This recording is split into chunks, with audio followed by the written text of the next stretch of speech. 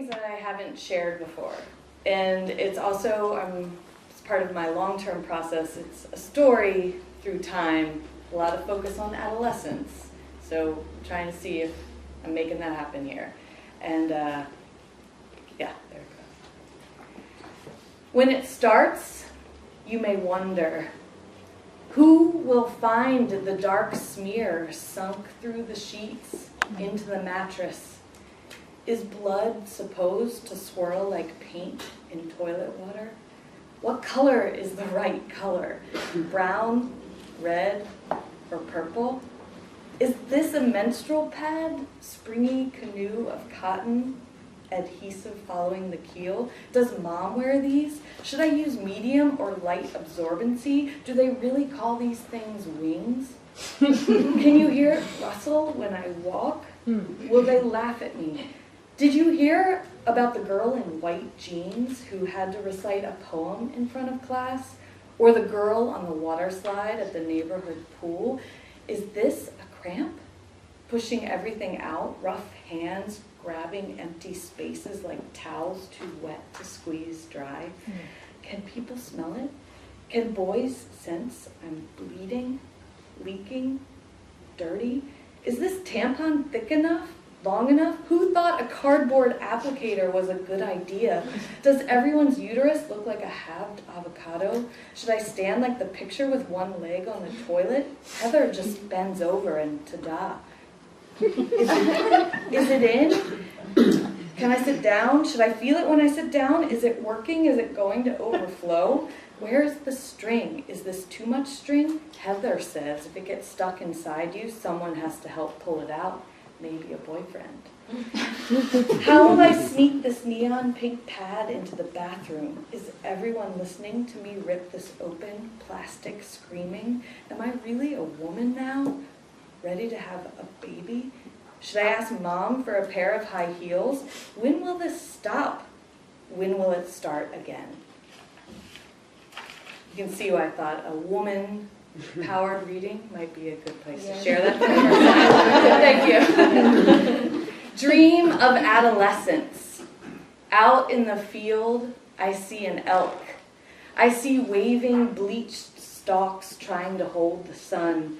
I see ragged paper bags, condoms, chewed gum. I awake in the field and see an elk running. Long, heavy muscles, rousing heat. Split heart hoof prints buried in mud. In the field, I find sick bottles and arrowheads. I see an elk rub antlers across a choke cherry tree. Thunderheads mar my face with shadows.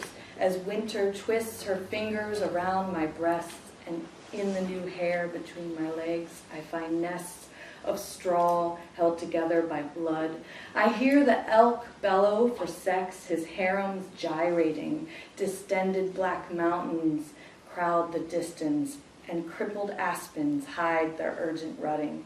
Out in the field, I see an elk nurse her young, calming them with cold air and milk. I turn away to strip corn from careful husks. At midnight, I see the herd of elk fleeing. I aim and murder every goddamn elk I find. I flay young bucks, punish cows, breed maggots. I chew meat for ages, erect piles of bones. I find a 1988 Buick LeSabre out in the field, gnawed by rust, captive to blank-eyed rodents. I burrow inside its wounded frame. It is time to rest. Study how the moon crawls across the mountains, taste salt in the encroaching dawn, hatch a plan to assure survival out in the field, alone at night. A true Christian. Once I went to Bible study with Cynthia because she promised Andy would be there and we could fight over him. It was obvious she would win. That night, the group speaker was a former Bobcats quarterback and star of our homecoming court, Carson Smith. He told us about his sins, how he struggled with lust for years. He'd had mental sex with women, he said, all kinds of women, constantly. He felt like a phony and not a true Christian. He hoped God and women would forgive him. All I could think was that he was so pure and good-looking. Maybe it was a sin.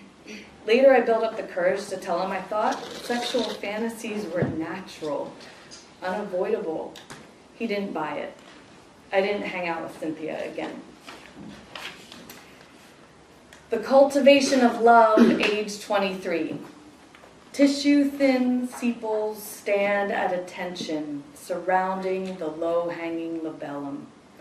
Look closely, touch gently, let yourself admire the center column revealed. Most orchid plants adore indirect light and prefer moist, mossy potting mix. You can have up to 50 blooms in 1 year if you do not overwater, do not oversun, do not ignore, and ensure a 10-degree drop in temperature every night. Eventually, your shivering pink blooms will wilt and fall. Let the stem dry and turn brown. The end of July. How good did it get last night? The furtive snorts, the rich molting earth behind my ears and under each fingernail.